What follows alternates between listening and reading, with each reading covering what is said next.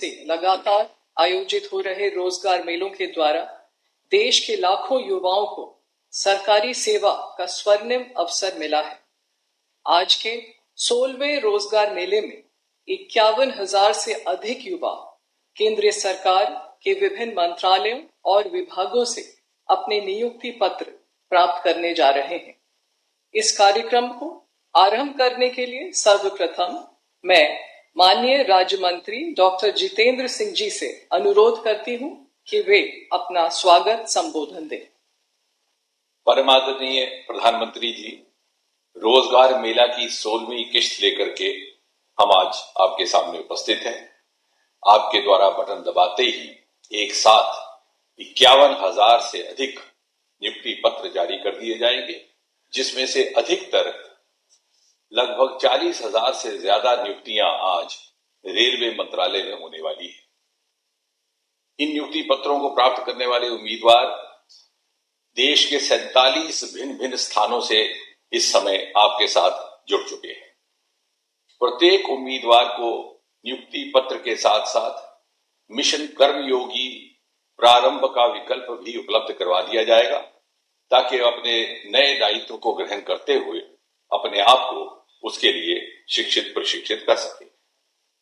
प्रधानमंत्री जी, आज दर्शकों के साथ ये बात भी साझा करनी है कि आपके द्वारा शुरू किए गए रोजगार मेला के इस सिलसिले से प्रेरित होकर के कई एक ऐसे राज्य सरकारें हैं जिन्होंने अपने यहाँ प्रांतीय स्तर पर भी रोजगार मेला का क्रम शुरू किया है। उदाहरण के तौर पर जुलाई 2024 तक गुजरात, उड़ीसा, राजस्थान, उत्तर प्रदेश, त्रिपुरा इत्यादि जैसे राज्यों में लगभग 60 प्रांतीय स्तर के रोजगार मेले आयोजित किए गए। इससे पहले जून 2022 से लेकर के जून 2024 के दौरान भी गुजरात, मध्य प्रदेश, उत्तर प्रदेश, महाराष्ट्र, असम इत्यादि में नियमित तौर पर प्रांतीय स्तर के रोजगार मेलों का आयोजन होता रहा है। अभी हाल ही में पिछले महीने उत्तर प्रदेश में आयोजित रोजगार मेला में लगभग 60,000 से अधिक एक साथ नियुक्ति पत्र जारी किए गए थे।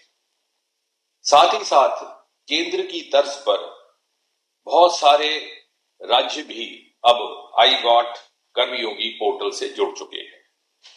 अभी 2 ही दिन पहले 9 जुलाई 2025 का यदि हम आंकड़ा देखें तो भिन्न राज्यों से राज्य सरकारों के कर्मचारी लगभग 82 लाख की संख्या में इस पोर्टल से जुड़ चुके हैं, जिसमें सर्वाधिक संख्या बिहार से 10 लाख राज्य सरकार के कर्मचारी आज इस पोर्टल का हिस्सा है। प्रधानमंत्री जी, पिछले कुछ समय में एक और अनुभव यह भी आया है कि बहुत सारे नौजवान और उनका रुझान सरकारी नौकरी के अलावा दूसरी जॉब अपॉर्चुनिटीज की तरफ भी आकर्षित हुआ है। और दूसरी ऑब्जर्वेशन ये भी है कि बहुत सारे ऐसे सेक्टर जो शायद पहले युवाओं की प्राथमिकता में शामिल नहीं थे, अब प्राथमिकता में दिखने लगे हैं। उदाहरण के तौर पर जहां आपके आह्वान से चलते स्टार्टअप्स की कुल संख्या देश भर में 300, 350, 400 से बढ़कर के 1.25 लाख तक जा पहुंची। हम दुनिया में तीसरे दर्जे पर आन खड़े हुए। वहीं साथ ही साथ बायोटेक स्टार्टअप्स की संख्या सन 2014 में मात्र 50 हुआ करती थी, आज बढ़कर के 11,000 से अधिक हो गई। और स्पेस स्टार्टअप्स मात्र सिंगल डिजिट हुआ करते थे, आज 300 से अधिक हो गए। और यदि हम इन स्टार्टअप्स के माध्यम से उत्पन्न हुई जॉब अपॉर्चुनिटीज की संख्या देखें तो समझ में आता है कि 17,28,000 जॉब अपॉर्चुनिटीज केवल गत 8-10 वर्षों में स्टार्टअप्स के माध्यम से उपलब्ध हुई हैं। ये सब इसलिए संभव हुआ कि गत कुछ वर्षों में आपके दिशा निर्देश में एक ऐसा इकोसिस्टम निर्माणित हुआ है जो कहा जा सकता है कि एक इनेबलिंग इकोसिस्टम है, जहां एक और स्टार्टअप्स को इंसेंटिव भी मिल रहे हैं, दूसरी ओर प्रधानमंत्री मुद्रा योजना, प्रधानमंत्री विश्वकर्मा योजना जैसे रोजगार के प्रावधान भी हैं, और साथ ही साथ नेशनल एजुकेशन पॉलिसी 2020 के माध्यम से प्राथमिकताएं चुनने की स्वतंत्रता भी है। इसी प्रकार जिस तरह से गत एक दशक में महिलाओं को आपकी ओर से प्रोत्साहित किया गया है, उसका नतीजा ये है कि आज देश में 75,935 ऐसे स्टार्टअप ग्रुप्स हैं जो वुमेन लेड स्टार्टअप्स हैं, अर्थात women have graduated from being participants to becoming leaders. और यदि इस सब की तुलना यूपीए के कार्यकाल से की जाए तो अंतर इतना अधिक है कि तुलना करने की आवश्यकता भी महसूस नहीं होती। और इसलिए अब वक्त आ गया है कि सारी ऊर्जा और सारा ध्यान केंद्रित किया जाए विकसित भारत 2047 के निर्माण के लिए, और ऐसे रोड मैप को बनाया जाए जहां देश का हर नागरिक, हर युवा अपनी क्षमता अनुसार इंडिविजुअली अथवा कलेक्टिवली इस नए हिंदुस्तान की रचना में अपनी भूमिका निभा सके, अपना योगदान कर सके, ताकि जब 15 अगस्त 2047 का सूरज निकले तो मुल्क का हर नौजवान फख्र के साथ कह सके कि सुबह को रोशन करने में मेरी भी भूमिका रही, मेरी भी भागीदारी रही। इसी कामना के साथ प्रधानमंत्री जी, आपका पुनः अभिनंदन। धन्यवाद माननीय मंत्री जी। हमारी युवा शक्ति को भारत के विकास में भागीदारी के रोज नए अवसर मिल रहे हैं और आज का यह रोजगार मेला एक बार फिर युवाओं की कड़ी मेहनत और सामर्थ्य से विकसित भारत के संकल्प को साकार करने का संदेश लाया है। इस अवसर पर प्रस्तुत है एक लघु फिल्म। जब एक घर का युवा सदस्य अपने पैरों पर खड़ा होता है, जब घर में पहली सरकारी नौकरी आती है, तो वो सिर्फ नौकरी भर नहीं होती, वो घर की नई उम्मीदों, माँ के आशीर्वाद और पिता के तप का प्रतिबिंब होता है। और उस एक युवा की उपलब्धि पूरे घर और समाज को ऊर्जा देती है। ये कहानी नहीं, हकीकत है आज के नए भारत की, जहां मेहनत और मेरिट को उसका पूरा हक मिल रहा है। प्रधानमंत्री श्री नरेंद्र मोदी जी के नेतृत्व में बीते 11 वर्षों में जो नीतियां बनी, जो फैसले लिए गए, उनसे युवाओं के लिए संभावनाओं के अनंत द्वार खुले हैं और युवा शक्ति देश के विकास को नई गति दे रही है। भारत का युवा आज अपने परिश्रम और इनोवेशन से दुनिया को ये दिखा रहा है कि हम में कितना सामर्थ्य है। स्टार्टअप्स हो या एमएसएमई, टेक हो या ट्रेड, न्यू एज स्किल्स हो या नवाचार, हर क्षेत्र में युवा केंद्रीय भूमिका में है। युवा ऊर्जा से राष्ट्र निर्माण की इस कड़ी का अहम हिस्सा है रोजगार मेला। रोजगार मेला के तहत पारदर्शी, निष्पक्ष और तेज भर्ती प्रक्रिया के जरिए देश के लाखों युवाओं को सरकारी सेवा से जुड़ने का अवसर मिल रहा है। भर्ती प्रक्रिया को समयबद्ध तरीके से पूरा करने के लिए यूपीएससी, एसएससी, आरआरबी, आईबीपीएस और केंद्र सरकार के अन्य विभाग और संस्थान निरंतर कार्यरत हैं। आज 51,000 से अधिक युवाओं को विभिन्न मंत्रालयों और विभागों जैसे रेल मंत्रालय में अनेक पद जैसे assistant loco pilot, station master, junior engineer, track maintainer, pointsman और टेक्नीशियनों के साथ साथ टीटीई, कमर्शियल क्लर्क एवं बुकिंग क्लर्क, गृह मंत्रालय में सब इंस्पेक्टर, कांस्टेबल, स्वास्थ्य मंत्रालय में डॉक्टर, नर्स, भारतीय स्टेट बैंक में जूनियर एसोसिएट्स, डाक विभाग में पोस्टल असिस्टेंट्स और ग्रामीण डाक सेवक, शिक्षा विभाग में अध्यापक, लेक्चरर सहित अनेक विभागों में महत्वपूर्ण अवसर मिल रहे हैं। रोजगार मेला प्रमाण है उस भरोसे का कि आज के भारत में सिफारिश नहीं, काबिलियत ही सब कुछ है। हर नियुक्ति पत्र सिर्फ एक कागज नहीं, आत्मसम्मान का दस्तावेज है। रोजगार मेला, युवा शक्ति से पूरा होगा विकसित भारत का सपना। अब मैं आदरणीय प्रधानमंत्री जी से आग्रह करती हूँ कि कृपया रिमोट का बटन दबाकर 51,000 से अधिक नियुक्ति पत्रों के वितरण के इस अभियान का शुभारंभ करें।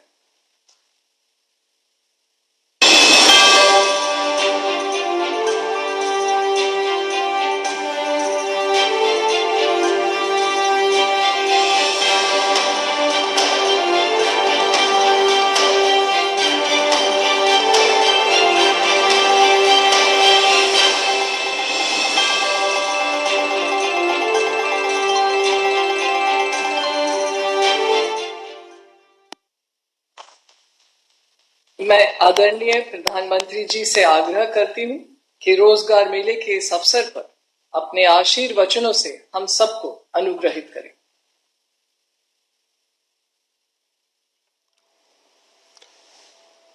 नमस्कार। केंद्र सरकार में युवाओं को पक्की नौकरी देने का हमारा अभियान निरंतर जारी है और हमारी पहचान भी है बिना पर्ची बिना खर्ची। आज 51,000 से अधिक युवाओं को नियुक्ति पत्र दिए गए हैं। ऐसे रोजगार मेलों के माध्यम से अब तक लाखों नौजवानों को भारत सरकार में परमानेंट जॉब मिल चुकी है। अब ये नौजवान राष्ट्र निर्माण में बड़ी भूमिका निभा रहे हैं। आज भी आप में से कई ने भारतीय रेल में अपने दायित्वों की शुरुआत की है। कई साथी अब देश की सुरक्षा के भी प्रहरी बनेंगे। डाक विभाग में नियुक्त हुए साथी गांव-गांव सरकार की सुविधाओं को पहुंचाएंगे। कुछ साथी हेल्थ फॉर ऑल मिशन के सिपाही होंगे। कई युवा फाइनेंशियल इंक्लूजन के इंजन को और तेज करेंगे और बहुत से साथी भारत के औद्योगिक विकास को नई रफ्तार देंगे। आपके विभाग अलग अलग हैं, लेकिन ध्येय एक है। और वो कौन सा ध्येय? हमें बार बार याद रखना है, एक ही ध्येय है। विभाग कोई भी हो, कार्य कोई भी हो, पद कोई भी हो, इलाका कोई भी हो, एक ही ध्येय, राष्ट्र सेवा। सूत्र एक, नागरिक प्रथम, सिटीजन फर्स्ट। आपको देश के लोगों की सेवा का बहुत बड़ा मंच मिला है। मैं आप सभी युवाओं को जीवन के महत्वपूर्ण पड़ाव पर इतनी बड़ी सफलता के लिए बहुत बहुत बधाई देता हूं। आपकी इस नई यात्रा के लिए मेरी तरफ से आपको बहुत बहुत शुभकामनाएं हैं। साथियों, आज दुनिया मान रही है कि भारत के पास दो असीमित शक्तियां हैं। एक डेमोग्राफी, दूसरी डेमोक्रेसी, यानी सबसे बड़ी युवा आबादी और सबसे बड़ा लोकतंत्र। युवाओं का यह सामर्थ्य हमारी भारत के उज्जवल भविष्य की सबसे बड़ी पूंजी भी है और सबसे बड़ी गारंटी भी है। और हमारी सरकार इसी पूंजी को समृद्धि का सूत्र बनाने में दिन रात जुटी है। आप सबको पता है, 2 दिन पहले ही मैं 5 देशों की यात्रा कर करके लौटा हूं। हर देश में भारत की युवा शक्ति की गूंज सुनाई दी। इस दौरान जितने भी समझौते हुए हैं उनसे देश और विदेश दोनों जगह भारत के नौजवानों को फायदा होना ही है। Defence, pharma, digital technology, energy, rare earth, minerals, ऐसे कई सेक्टर्स, ऐसे सेक्टर्स में हुए समझौतों से भारत को आने वाले दिनों में बहुत बड़ा फायदा होगा। भारत के मैन्युफैक्चरिंग और सर्विस सेक्टर को बहुत बल मिलेगा। साथियों, बदलते हुए समय के साथ 21वीं सदी में नेचर ऑफ जॉब भी बदल रहा है। नए नए सेक्टर्स भी उभर रहे हैं।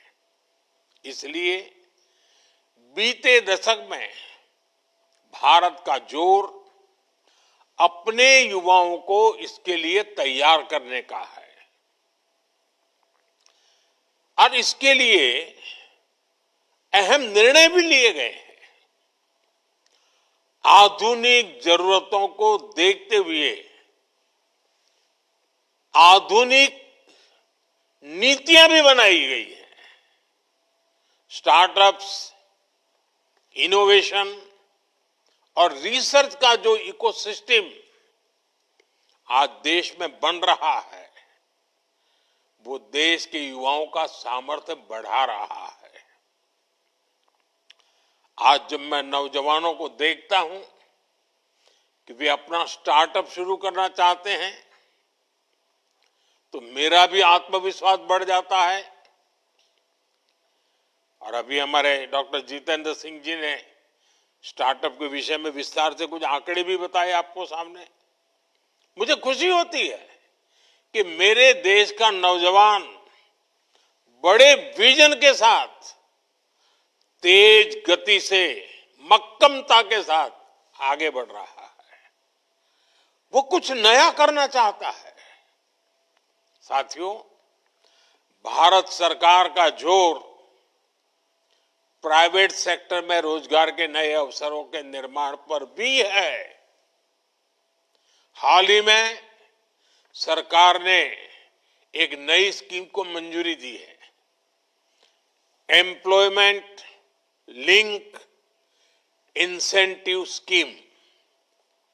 इस योजना के तहत सरकार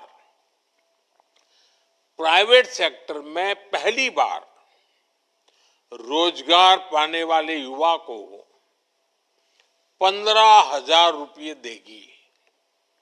यानी पहली नौकरी की पहली सैलरी में सरकार अपना योगदान देगी। इसके लिए सरकार ने करीब 1 लाख करोड़ रुपए का बजट बनाया है। इस स्कीम से लगभग 3.5 करोड़ नए रोजगार के निर्माण में मदद मिलेगी। साथियों, आज भारत की एक बहुत बड़ी ताकत हमारा मैन्युफैक्चरिंग सेक्टर है। मैन्युफैक्चरिंग में बहुत बड़ी संख्या में नई नई जॉब्स बन रही है। मैन्युफैक्चरिंग सेक्टर को गति देने के लिए इस वर्ष के बजट में मिशन मैन्युफैक्चरिंग की घोषणा की गई है। बीते सालों में हमने मेक इन इंडिया अभियान को मजबूती दी है। सिर्फ पीएलआई स्कीम से उससे ही 11 लाख से अधिक रोजगार देश में बने हैं। बीते सालों में मोबाइल फोन और इलेक्ट्रॉनिक सेक्टर का अभूतपूर्व विस्तार हुआ है। आज करीब 11 लाख करोड़ रुपए की इलेक्ट्रॉनिक्स मैन्युफैक्चरिंग हो रही है। 11 लाख करोड़। इसमें भी बीते 11 साल में 5 गुना से भी अधिक वृद्धि हुई है। पहले देश में मोबाइल फोन मैन्युफैक्चरिंग की 2 या 4 यूनिट थी, सिर्फ 2 या 4। अब मोबाइल फोन मैन्युफैक्चरिंग से जुड़ी करीब करीब 300 यूनिट्स भारत में है और इसमें लाखों युवा काम कर रहे हैं। वैसा ही एक और क्षेत्र है और ऑपरेशन सिंदूर के बाद तो उसकी बहुत चर्चा भी है, बड़े गौरव से चर्चा हो रही है, और वो है डिफेंस मैन्युफैक्चरिंग। डिफेंस मैन्युफैक्चरिंग में भी भारत नए रिकॉर्ड्स बना रहा है। हमारा डिफेंस प्रोडक्शन 1.25 लाख करोड़ रुपए से ऊपर पहुंच चुका है। भारत ने एक और बड़ी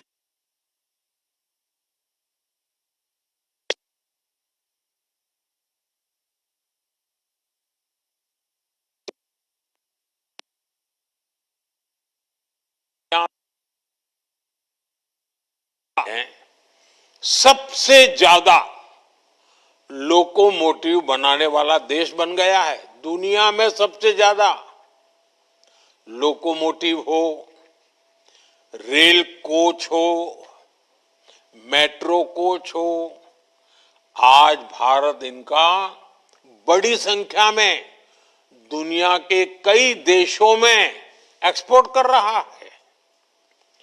हमारा ऑटोमोबाइल सेक्टर भी अभूतपूर्व ग्रोथ कर रहा है। बीते 5 साल में ही इस सेक्टर में करीब $40 बिलियन का एफडीआई आया है, यानी नई कंपनियां आई हैं, नई फैक्ट्रियां लगी हैं, नए रोजगार बने हैं और साथ साथ गाड़ियों की डिमांड भी बहुत बड़ी है। गाड़ियों की रिकॉर्ड बिक्री हुई है भारत में। अलग अलग सेक्टर्स में देश की ये प्रगति, ये मैन्युफैक्चरिंग के रिकॉर्ड तभी बनते हैं, ऐसे नहीं बनते। ये सब तब संभव होता है जब ज्यादा से ज्यादा नौजवानों को नौकरियां मिल रही हैं, नौजवानों का पसीना लगता है उसमें, उनका दिमाग काम करता है, वो मेहनत करते हैं। देश के नौजवानों ने रोजगार तो पाया है, लेकिन ये कमाल करके भी दिखाया है। अब सरकारी कर्मचारी के तौर पर आपको हर संभव प्रयास करना है कि देश में मैन्युफैक्चरिंग सेक्टर की ये गति निरंतर बढ़ती रहे। जहां भी आपको दायित्व मिले, आप एक प्रोत्साहक के रूप में काम करें, लोगों को एनकरेज करें, रुकावटें दूर करें। जितना ज्यादा आप सरलता लाएंगे, उतनी सुविधा देश में अन्य लोगों को भी बढ़ेगी। साथियों, आज हमारा देश दुनिया की, और कोई भी हिंदुस्तानी बड़े गर्व से कह सकता है, आज हमारा देश दुनिया की तीसरी बड़ी इकोनॉमी बनने की तरफ तेजी से आगे बढ़ रहा है। ये मेरे नौजवानों के पसीने की कमाल है। बीते 11 वर्षों में हर सेक्टर में देश ने प्रगति की है। हाल में इंटरनेशनल लेबर ऑर्गेनाइजेशन आईएलओ की एक बहुत बढ़िया रिपोर्ट आई है, शानदार रिपोर्ट है। इस रिपोर्ट में कहा गया है कि बीते दशक में भारत के 90 करोड़ से अधिक नागरिकों को वेलफेयर स्कीम के दायरे में लाया गया है। एक प्रकार से सोशल सिक्योरिटी के दायरा गिना जाता है। और इन स्कीम्स का फायदा सिर्फ वेलफेयर तक सीमित नहीं है, इससे बहुत बड़ी संख्या में नए रोजगार भी बने हैं। जैसे एक छोटा उदाहरण मैं देता हूं, पीएम आवास योजना। अब ये पीएम आवास योजना के तहत 4 करोड़ नए पक्के घर बन चुके हैं और 3 करोड़ नए घर अभी बनाने की प्रक्रिया चल रही है। इतने घर बन रहे हैं तो इसमें मिस्त्री, लेबर, रॉ मटेरियल से लेकर ट्रांसपोर्ट सेक्टर में छोटी छोटी दुकानदारों के काम, माल ढोने वाले ट्रक के ऑपरेटर्स, आप कल्पना कर सकते हैं कितने सारे जॉब्स क्रिएट हुए हैं। इसमें भी सबसे खुशी की बात है कि ज्यादातर रोजगार हमारे गांव में मिले हैं, उसे गांव छोड़ करके जाना नहीं पड़ रहा है। इसी तरह 12 करोड़ नए टॉयलेट देश में बने हैं। इससे निर्माण के साथ साथ प्लम्बर्स हो, लकड़ी का काम करने वाले लोग हो, जो हमारे विश्वकर्मा समाज के लोग हैं, उनके लिए कितने सारे काम निकले हैं।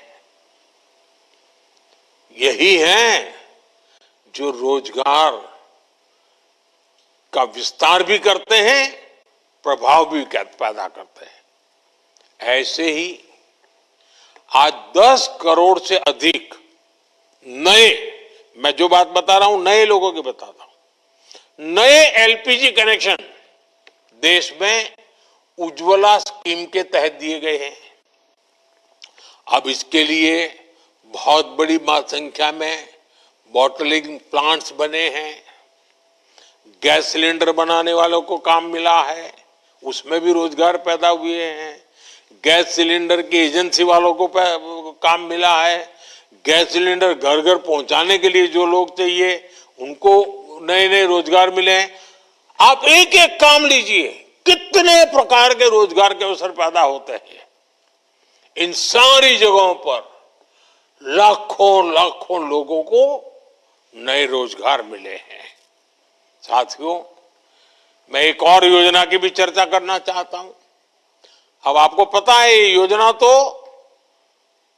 यानी कहते हैं ना 5वां उंगली घी में, या तो कहते हैं कि दोनों हाथ में लड्डू, ऐसी है पीएम सूर्यघर मुफ्त बिजली योजना।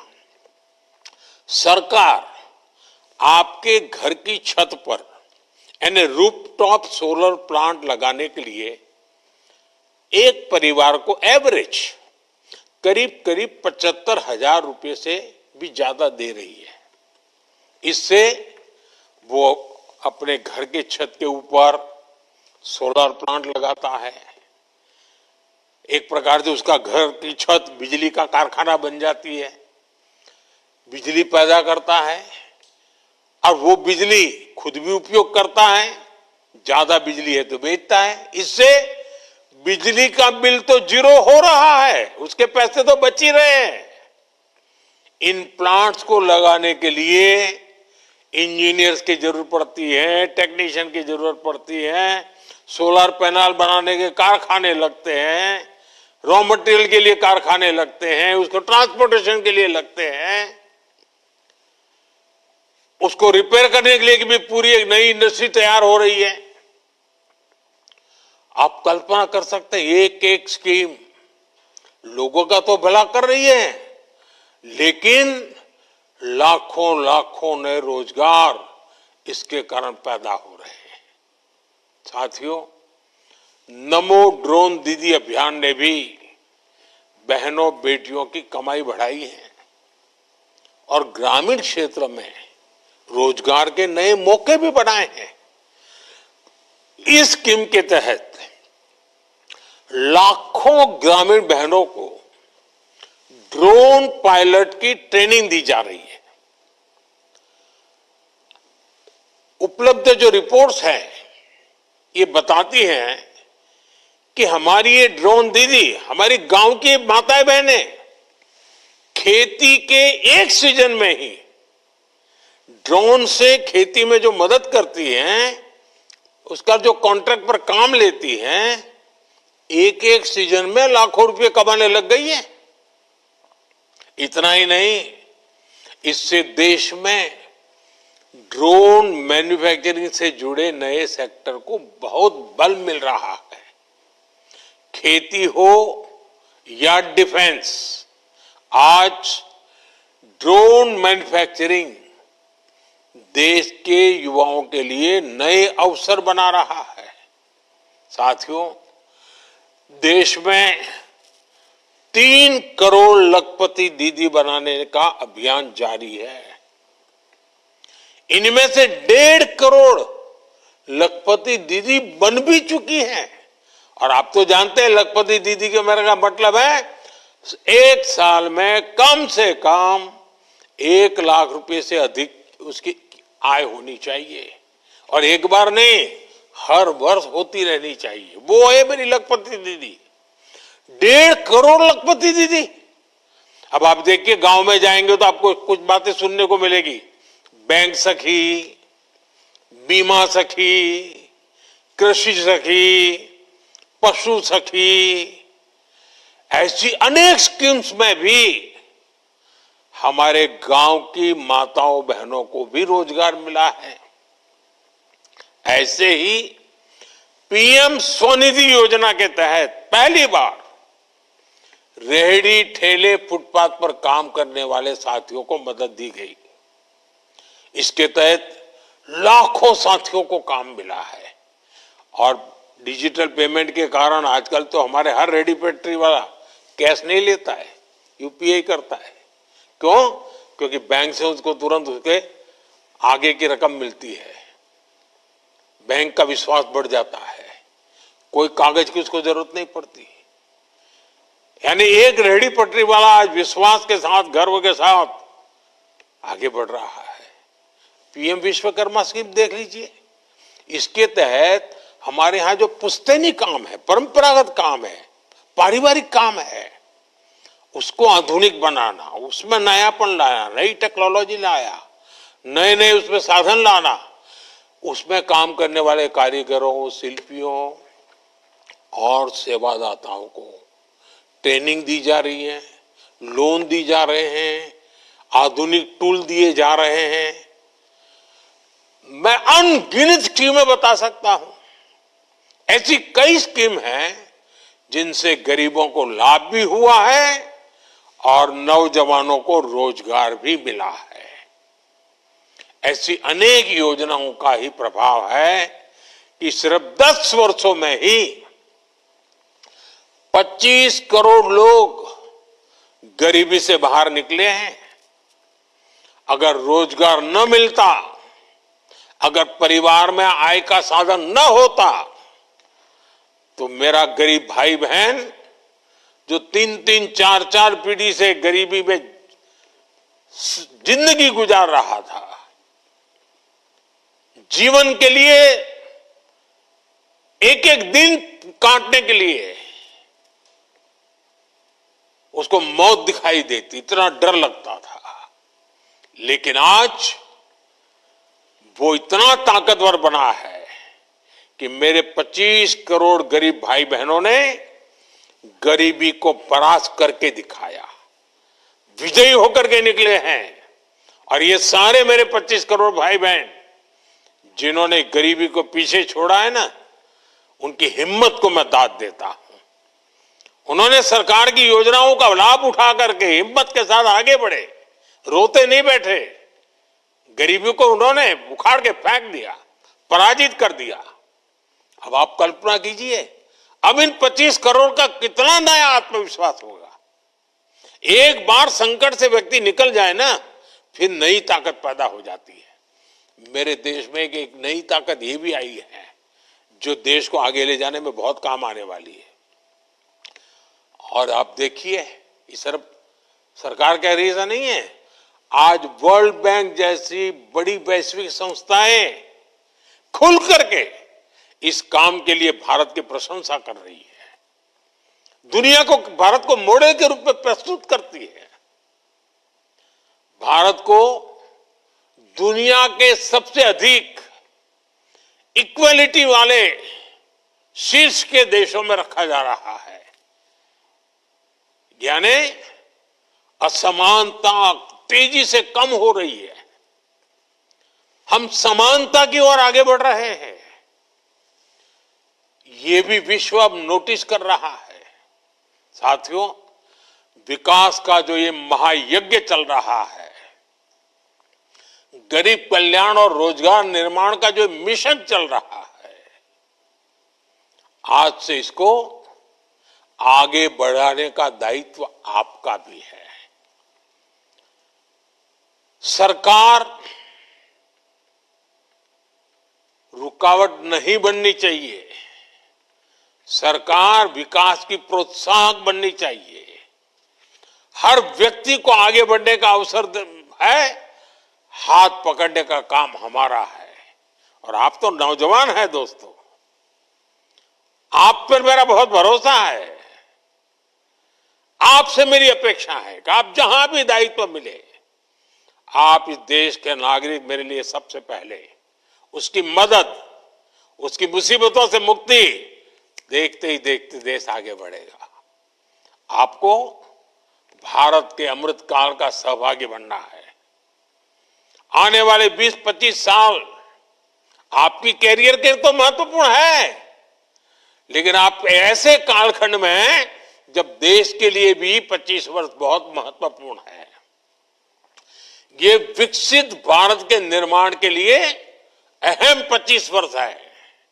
इसलिए आपको अपने काम, अपने दायित्व, अपने लक्ष्यों को विकसित भारत के संकल्प के साथ आत्मसात करना है।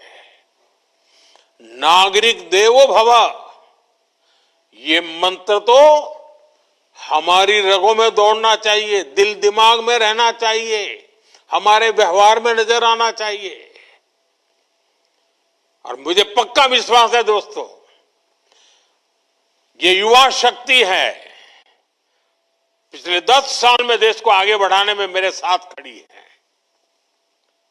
मेरे एक एक शब्द को देश की भलाई के लिए उन्होंने जो भी कर सकते हैं किया है, जहां है वहां से किया है। आपको मौका मिला है, आपसे अपेक्षाएं ज्यादा है, आपकी जिम्मेवारी ज्यादा है, आप करके दिखाएंगे, मेरा विश्वास है। मैं एक बार फिर आपको बहुत बहुत बधाई देता हूं। आपके परिवारजनों को भी मैं बहुत बहुत शुभकामनाएं देता हूं। और आपका परिवार भी उज्जवल भविष्य का अधिकारी है। आप भी जीवन में बहुत प्रगति करें। आई गॉट प्लेटफॉर्म पर जाकर के लगातार अपने आप को अपग्रेड करते ही रहे। एक बार जगह मिल गई, चुप बैठिए मत, बहुत बड़े सपने देखिए, बहुत आगे जाने के लिए सोचिए। काम कर करके, नया नया सीख करके, नया नया परिणाम ला करके प्रगति भी कीजिए। आपकी प्रगति में देश का गौरव है, आपकी प्रगति में मेरा संतोष है। और इसलिए मैं आज जब आप एक नए जीवन की शुरुआत कर रहे हैं, आपसे बात करने के लिए आया हूं, शुभकामनाएं देने के लिए आया हूं, और बहुत सारे सपनों को पूरा करने के लिए अब आप मेरे एक साथी बन रहे हैं। मेरे एक निकट साथी के रूप में मैं आपका स्वागत करता हूं। आप सबको बहुत बहुत धन्यवाद, बहुत बहुत शुभकामनाएं।